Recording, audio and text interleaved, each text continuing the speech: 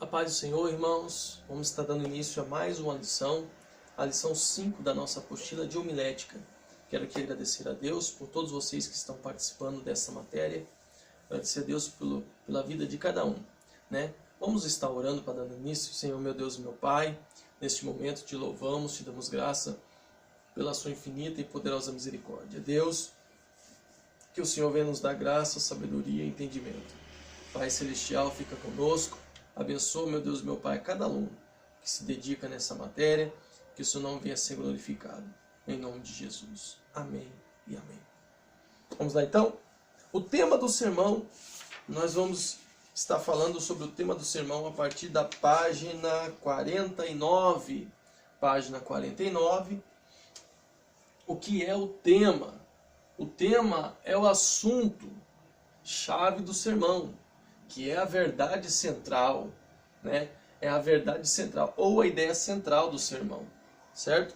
Então o tema é a verdade central ali, é da onde você vai fazer o seu sermão e não vai fugir dele, certo? Então é a ideia central do seu sermão, né? E você vai se centralizar nele. Esse é o tema, tá? Uma pregação sem tema é como um navio sem leme, flutuando à deriva, e como a onda do mar que desaparece na areia da praia sem poder prosseguir. Então, a pregação sem tema é como um navio sem leme, tá? Você precisa ter um tema, você precisa ter um foco. Vou pregar sobre Davi?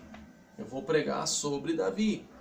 Eu vou pregar sobre Davi matando um gigante? Eu vou pregar sobre Davi matando um gigante. Então tome cuidado para você não fugir do tema, ok? Tema é um assunto do sermão, visto que envolve o todo, tá? Essa é a diferença entre título e tema. Então o tema é a parte do sermão que envolve tudo. O tema envolve todo o sermão. Título é o nome que se dá ao sermão, tá? Há uma diferença. Título é o nome que se dá ao sermão. Então ele é o cabeçalho do sermão, ou seja, ele é o que encabeça ali o sermão, mas não é o tema. O tema é aquilo que você vai desenvolver no seu texto, certo? Por exemplo, eu estou lendo um livro que fala casais inteligentes enriquecem juntos. Isto é o título do livro que eu estou lendo. Mas o tema do livro é o financeiro de um casamento. Então ele não foge do tema. Ele está o livro inteiro falando do tema do livro, ok? Mas o título é outro. O título nos leva a pensar. Mas o tema é finanças no casamento, por exemplo. Ok? E eu estou na metade do livro e eu já entendi que ele não foge do tema. Certo? Então, para você entender a diferença entre título e tema. Ok? O tema é o assunto do sermão. Ok? Vamos lá.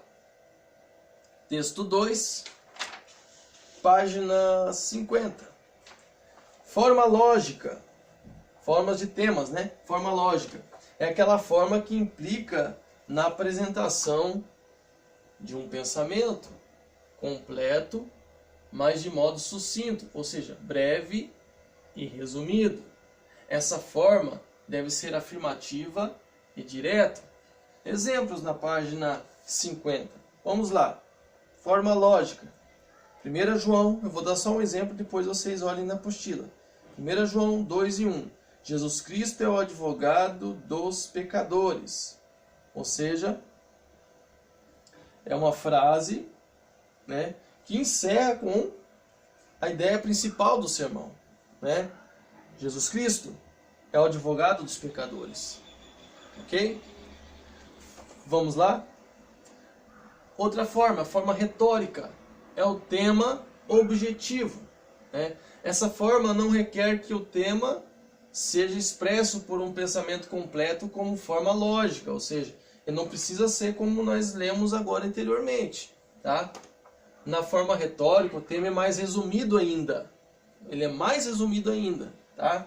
Exemplos na página 50. Vamos lá. O mesmo exemplo, 1 João 2:1. Cristo, o advogado dos pecadores. Ou seja, você viu que a ideia central do tema é advogado dos pecadores? Cristo, advogado dos pecadores? Tanto no primeiro tema quanto no segundo, a gente entende aonde o sermão quer nos levar, através do tema. Uma de forma mais retórica e outra mais lógica. Ok? Texto 3. Elaboração de temas. Está lá na página 51. Olha lá. Evite temas múltiplos. Como, por exemplo, vamos supor que esse aqui é um tema, tá, pessoal? O arrependimento, a salvação e a justificação. É o meu tema que eu escolhi, né?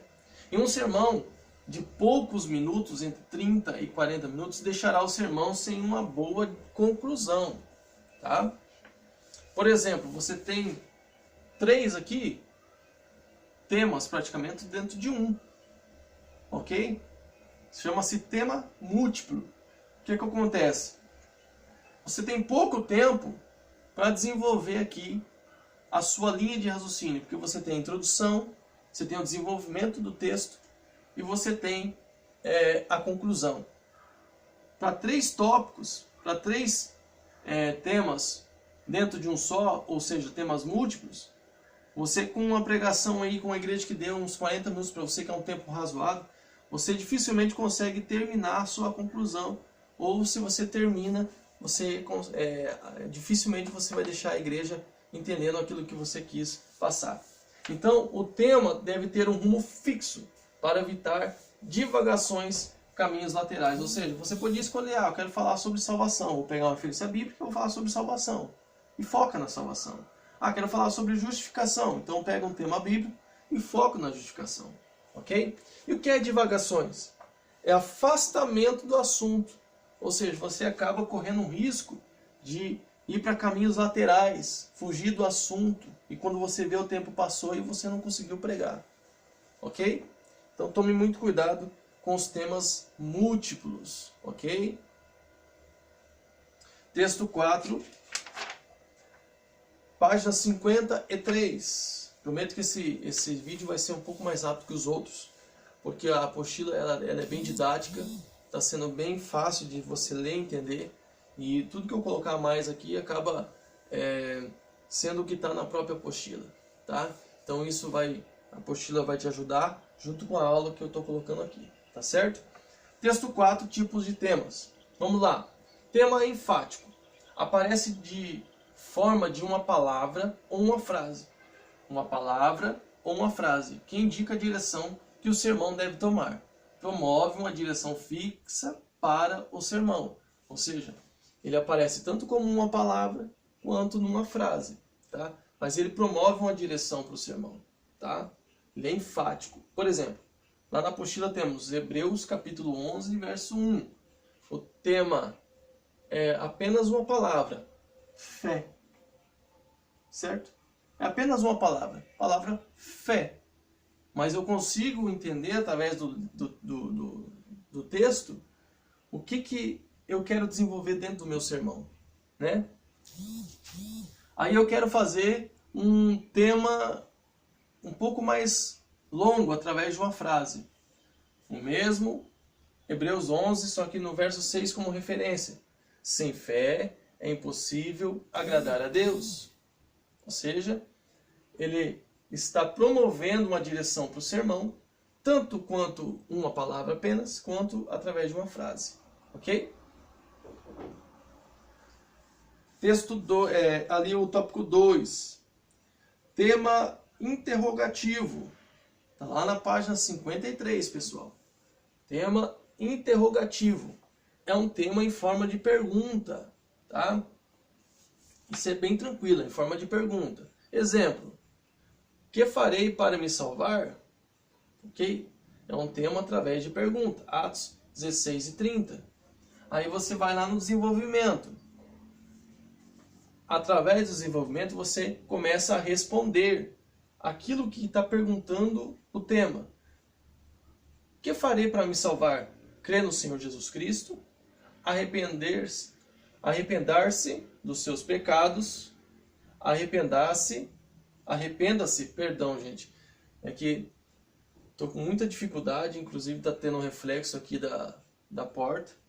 Arrependa-se dos seus pecados, viva uma nova vida. Ou seja, o tema ele está perguntando e você está desenvolvendo o sermão e respondendo o que o tema pergunta. Ok? Então é um tema interrogativo. Tema declarativo, está lá para você poder me acompanhar. Página 54, lá o tópico 3. É tirado de uma declaração bíblica em que se preocupa em desenvolver o significado e a comprovação da declaração. Tá? Ou seja, é tirado de uma declaração bíblica, ou seja, de um texto, de uma passagem bíblica. Por exemplo, lembrai-vos da mulher de Ló, Lucas 17:32. Aí eu vou começar a desenvolver o sermão. Conformou-se com o mundo, olhou para trás, perdeu a salvação. Ok? Então, declarativo, você pega uma passagem, um trecho do texto, do versículo da Bíblia, e você acaba colocando ele como tema. Ok? Texto 5 é a continuação dos tipos de tema. Tá? Lá na página 55. Tema imperativo. Esse tema é encontrado na Bíblia em forma de mandamento ou ordem. Tá? É um mandamento ou ordem. Ele está imperando. Né? Ele está dizendo o que você tem que fazer. Sede santo. Certo? É uma forma imperativa de dizer, olha, tem que ser santo. Né? O tema é encontrado no mandamento ou ordem. Desenvolvimento. Por exemplo, 1 Pedro 1,16. Vamos ver o que diz lá? 1 Pedro 1,16. Portanto, está escrito, sede santo, porque eu sou santo. Né? Então, é uma forma imperativa de dizer, olha, sede santos. Né? O que significa ser santo? É o desenvolvimento. Por que devemos ser santos? Como podemos ser santos? A bênção por sermos santos. Ok? Exemplo 5. Tipos de temas, ainda na página 55. Tema histórico e biográfico. Exige a habilidade do pregador de dividir pontos principais do fato histórico. Ok? Exige uma habilidade. Por quê? O passado deve ser atualizado. Isto é, deve ser trazido para o presente. Ou seja, você deve trazer aquilo que está no passado para nós, aplicar para a nossa vida.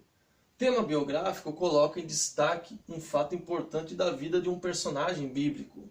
Ok? Por exemplo, Jacó luta com Deus. Faltou o M aqui. Jacó luta com Deus. Gênesis 32:32.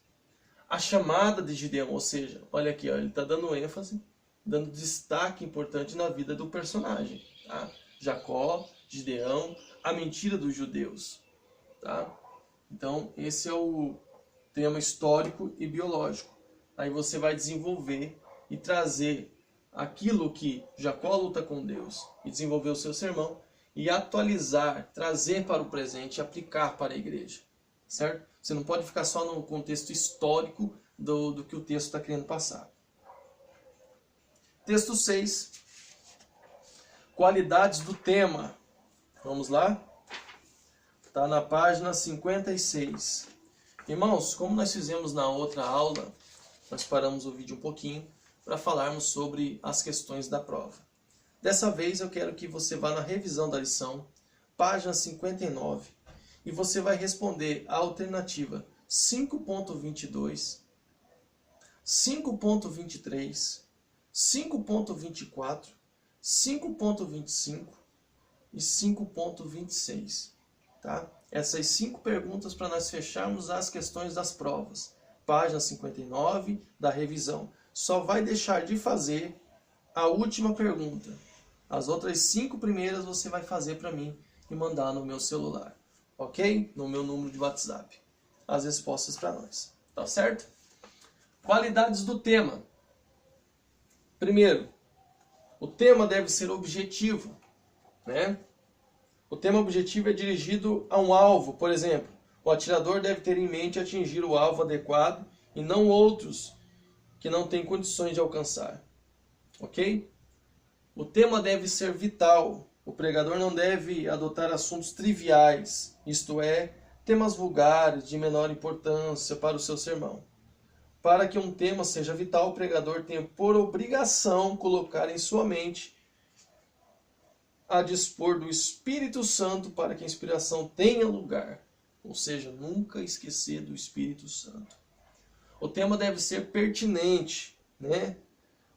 O que entendemos por pertinente? É o tema único dentro de um sermão, que leva o pregador a ficar dentro daquilo que propôs e apresentar sem fugir dele. Nós estamos falando isso há muito tempo, né?